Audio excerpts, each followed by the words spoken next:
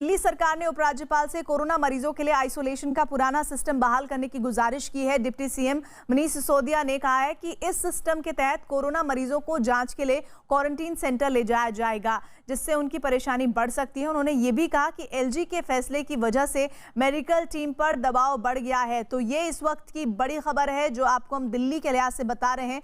खबर ये है कि दिल्ली सरकार ने उपराज्यपाल से कोरोना मरीजों के लिए आइसोलेशन का पुराना सिस्टम बहाल करने की गुजारिश की है।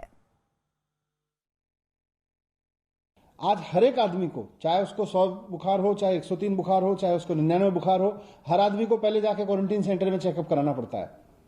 उसकी वजह से पूरा का पूरा जो एम्बुलेंस सिस्टम है, जो प्रशासन का मेडिकल का सिस्टम है, वो भी दबाव में है।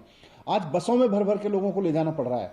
टेस्ट कराओ, आज मास लेवल पे टेस्टिंग हो रही है, टेस्ट कराओ। अब प्रशासन फिर बस अरेंज करता है कि बस में बिठा के बहुत सारे लोगों को फिर क्वारंटीन सेंटर लेके जाओ। इसकी वजह से दिल्ली में सारी अफरा तफरी मच गई है।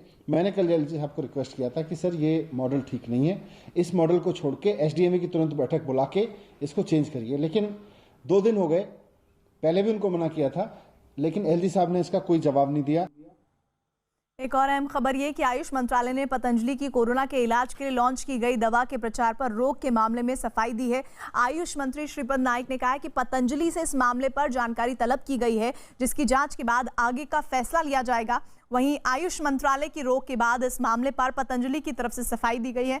पतंजलि की तरफ से कहा गया है कि दवा को लेकर कुछ गलतफहमी हो गई थी, इसलिए आयुष मंत्रालय ने जल्दबाजी में दवा के प्रचार प्रसार पर रोक लगा दी थी। पतंजलि के आचार्य बालकृष्ण के मुताबिक आयुष मंत्रालय को सारी जानकारी दे दी गई है और दवा का क्लिनिकल टेस्ट CTRI से इजाजत लेने के बाद ही किया गया था।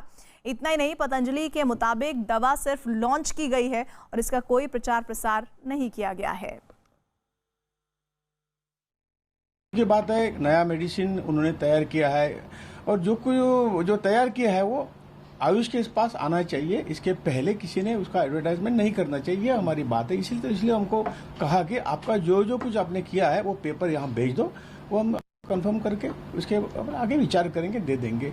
ये तो रूल है। इसके बगैर वो कोई भी व्यक्ति एडवर्टाइजमेंट नहीं कर सकती है। यही तो मुद्दा था और मेरे ख्याल से उन्होंने कल डॉक्यूमेंट भेजा हुआ है और हम वो स्क्रूटिनी करके उसका ये करेंगे। आगे उसका जांच करके वो हम डिक्लेयर करेंगे।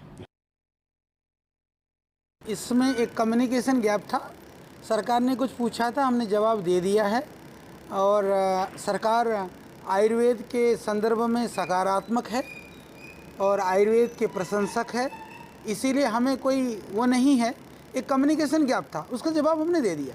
दूसरी बात रही कि हमने कोई दवाई का प्रचार प्रसार दवाई का नहीं किया, हमने तो दवाई लॉन्च किया और विधिवत गवर्नमेंट के जो CTRI के अप्रूवल के द्वारा ही हम लोगों ने क्लिनिकल कंट्रोल ट्रायल किया। इसलिए कोई शंका की कोई गुंजाइश नहीं है।